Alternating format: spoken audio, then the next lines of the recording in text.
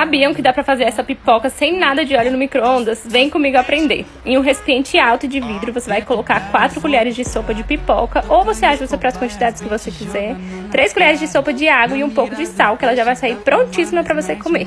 Depois disso, você tampa com um plástico filme e com o auxílio de uma faca, você vai fazer aí uns 5 furinhos. Depois disso, você leva ao micro-ondas. Aqui eu coloquei por 4 minutos, mas depende do seu micro-ondas. Você vai colocar até ela parar de estourar. No começo parece que vai dar errado, mas tenha paciência que vai dar tudo certo. E fica assim, gente, maravilhosa, nem parece que não tem óleo. Então assim, façam e provem.